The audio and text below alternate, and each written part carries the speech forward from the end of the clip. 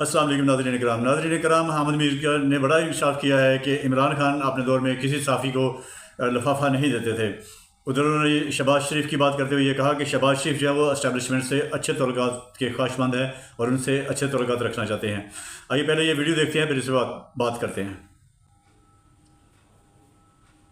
कि मसला ये है कि जब से मैंने मैदान सहाफ़त में कदम रखा है तो ये शायद एक इत्तेफाक है या कोई हमारी सहाफ़त में कोई प्रॉब्लम है या हमारी शख्सियत में कोई मैन्युफैक्चरिंग डिफ़ॉल्ट है कि पहली दफ़ा मैं नौकरी से निकला था 1994 में तो पीपल्स पार्टी की हुकूमत थी। फिर दूसरी दफ़ा जब मेरे पे पाबंदी लगी तो परवेज़ मुशर्रफ साहब की हुकूमत थी, और फिर दोबारा जब मुझ पर पाबंदी लगी तो फिर पीपल्स पार्टी की हुकूमत थी। फिर जब मेरे पे मसले मसाइल हुए, हमला हुआ मेरे पे और गद्दारी का इल्ज़ाम लग गया तो फिर नवाज शरीफ साहब की हुकूमत थी। उसके बाद फिर पीपल्स पार्टी की हुकूमत आई, फिर मसले मसाइल हो गए। फिर इमरान खान साहब की हुकूमत आई तो उस दौर में भी पाबंदी लग गई। आजकल दोबारा जो है वो हमारे कुछ साथी जो है मुस्लिम लीग नून में जो हमारे दोस्त हैं वो कुछ नाराज़ हैं, कुछ नाराज़ नहीं हैं। तो देखिए मसला ये है कि पाकिस्तान में जो सहाफ़त है ना, ये इसलिए मुश्किल हो गई है कि सहाफ़त में पोलराइजेशन बहुत बढ़ गई है और हर सहाफ़ी से या टीवी एंकर से ये तवक्को की जाती है कि वो किसी ना किसी पार्टी को सपोर्ट करेगा। तो जब हम इमरान खान साहब जब वज़ीर आज़म थे, हम उन पर तनकीद करते थे कि भाई आप ये गलत कर रहे हैं, आप ये गलत कर रहे हैं, तो तहरीक-ए-इंसाफ के जो सोशल मीडिया पे जो उनके ट्रोल्स थे या उनकी जो साइबर फोर्स थी वो कहती थी ये तो पटवारियों के लिफाफे हैं, इन्होंने तो मुस्लिम लीग नून से पैसे पकड़े हुए हैं। अब वही बातें मुस्लिम लीग नून वाले कहते हैं इस तहरीक-ए-इंसाफ से पैसे पकड़े हुए हैं। अब आप बताएं काजी साहब, आपको भी इतना अरसा हो गया है सहाफत में, कभी तहरीक-ए-इंसाफ वाले भी जो है वो किसी को लिफाफा देते हो रहा है, तो ये कोई क्या इसके पीछे क्या है अगर ये बात दुरुस्त है तो? देखें, अगर पाकिस्तान का वज़ीर आज़म शहबाज शरीफ है तो आपको घबराना नहीं चाहिए कि शायद किसी साबिक आर्मी चीफ को या साबिक DG ISI को पार्लियामेंट की किसी कमेटी के सामने या पार्लियामेंट में तलब किया जाएगा, क्योंकि शहबाज शरीफ साहब जो हैं उनके साथ आप लाख इख्तलाफ करें लेकिन एक बात तो तय है ना, वो उसमें कोई वो मुनाफकत नहीं करते। वो अपोजिशन में हो, हुकूमत में हो, वो एक ही बात करते हैं कि वो इस्टेब्लिशमेंट के साथ अच्छे ताल्लुकात रखना चाहते हैं। तो शहबाज शरीफ साहब अगर वज़ीर आज़म है तो मेरा नहीं ख्याल कि वो कोई ऐसा काम करेंगे कि जिससे इस्टेब्लिशमेंट और हुकूमत के ताल्लुकात ख़राब हों। तो इसलिए घबराने की ज़रूरत नहीं है। मेरा नहीं ख्याल कि शहबाज शरीफ साहब की मौजूदगी में किसी आर्मी चीफ को पार्लियामेंट में बुलाया जाएगा।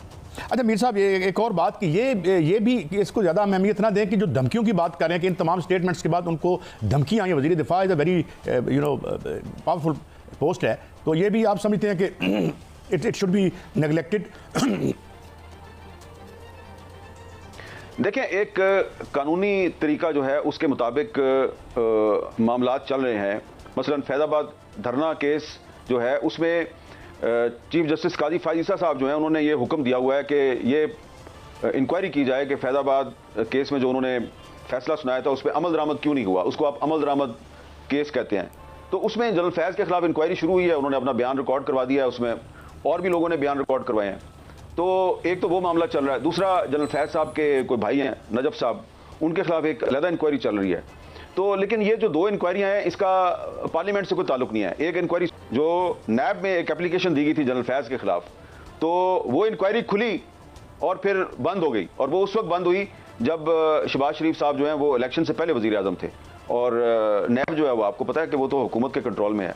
तो मेरा नहीं ख्याल कि शहबाज शरीफ साहब जो हैं वो जनरल बाजवा या जनरल फैज़ के खिलाफ कोई ऐसा काम करेंगे कि जिससे किसी को ये कहने का मौका मिले कि ये जिस इदारे से वाबस्ता थे उस इदारे की जो साख है उस पर कोई हरफ आ गया। अच्छा मीर साहब, एक और बात, बड़ी कद्दावर शख्सियात सहाफ़त की दुनिया की, वो हल्का 130 खोलने की बात कर रहे हैं।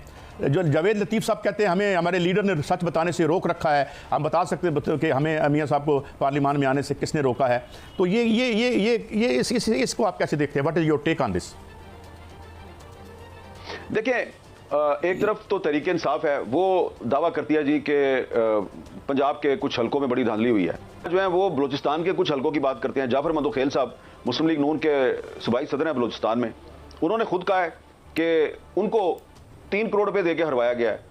इसी तरह पीपल्स पार्टी के भी एक मंदोखेल साहब हैं जो कराची से इलेक्शन हारे हैं, उनके पास अपना केस है, वो कहते हैं उनके खिलाफ धांधली हुई है। और इसी तरह सूबा खैबर पख्तूनख्वा में जो JUI है, अवामी नेशनल पार्टी है, इनके भी शिकवे शिकायतें हैं। अवामी नेशनल पार्टी कहती है कि पेशावर में बड़ी धांधली हुई है। तो मेरी राय ये है कि जब तहरीक इंसाफ भी कह रही है धांधली हुई है, जब पीपल्स पार्टी भी कह रही है धांधली हुई है, मुस्लिम लीग नून भी कह रही है धांधली हुई है, जेयूआई और एएनपी भी कह रही है धांधली हुई है, बीएनपी मैंगल भी कह रही है धांधली हुई है, महमूद अजगजई साहब भी कह रहे हैं धांधली हुई है, तो एक एक दो दो हल्के जो हैं वो सबके जो है की फरमाइश पे खोल दिए जाएं और 8-10 हल्के जो हैं उनकी इंक्वायरी के लिए जुडिशल कमीशन बना दें। उसमें आप NA 130 भी शामिल कर लें, उसमें आप एक पेशावर की नशस्त डाल लें, एक कराची की डाल लें, एक कोयटा की डाल लें। तो लेकिन अगर आप सिर्फ कहेंगे कि जनाब सिर्फ 130 को खोलें तो मेरा ख्याल है कि वो पॉसिबल नहीं है, काबिल अमल नहीं है।